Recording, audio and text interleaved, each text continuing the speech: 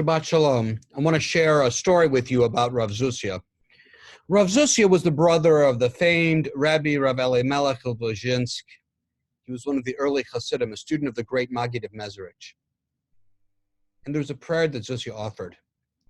He prayed to God, Rabbonu Shalom, Master of the universe, I love you so much, but I don't fear you enough. God, I love you so much, but I don't fear you enough. Let me stand in awe of you like your angels, who are penetrated by your awe-inspiring name.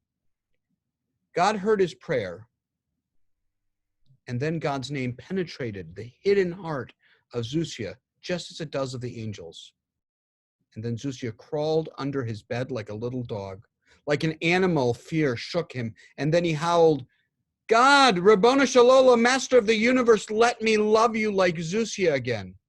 And God heard him this time also. Zusia thought he wanted to fear God, but he could not handle the fear that coursed through his body when he feared God the way that the angels feared God. We need to be careful for what we wish for.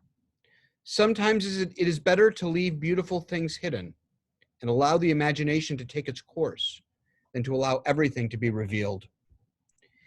In this week's Torah portion, we not only get a detailed accounting of every person in the Israelite camp, but we also learn the jobs of all the different sub-tribes of the Levites. The Levites were responsible for carrying and servicing all the objects that were used for ritual in the tabernacle. The Torah goes through great details about how the sons of Aaron needed to dismantle the objects of the sanctuary and cover them with special cloths. And then, when it comes time to move the objects from place to place, the sub-tribe of the family of Kahat will come to carry them away. And the Torah contains this mysterious verse. The Torah says, do not let the Kohathites go inside and witness the dismantling of the sanctuary, lest they die.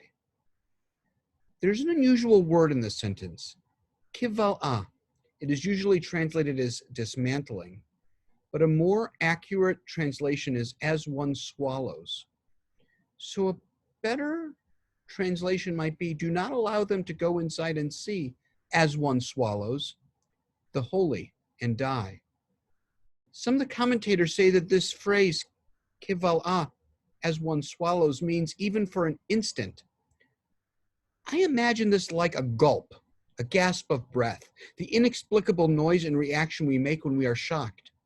After all, the Torah doesn't say HaMishkan, the sanctuary. It says HaKodesh.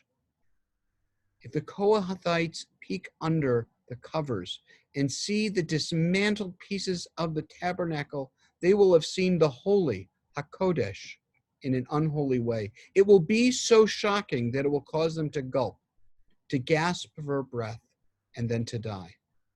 After all, the tabernacle is simply a bunch of hardware, wood, cloth, and metal. The priests themselves, the holy, were only human beings. They were each flawed. The Kohathites are human like everyone else. They need holiness in their lives. Were they to see the dismantled sanctuary, they would lose their faith completely, and they would die a spiritual death.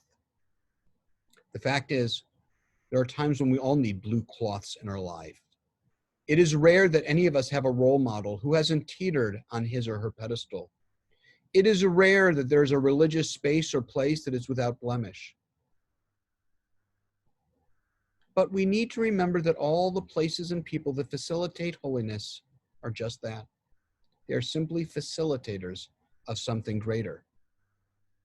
The Kohathites didn't peek under the blue cloth for another reason, because they knew that they would need to be able to worship when the tabernacle was assembled again. If they peeked under the cloth, they would never, ever be able to see the tabernacle as the tabernacle again. The next time they would see it in its greatness, they would only be able to see it as a collection of parts, never as a whole. Instead of saying to themselves, this is the place where we work together as an entire community to create a dwelling place for God's presence, they would say, oh, that's a board, that's a pole, that's a curtain. The hardest endeavor, though, is to have both. To be able to see the places of sanctity that are broken apart and not lose faith in the potential of the holy. And this is my question for us.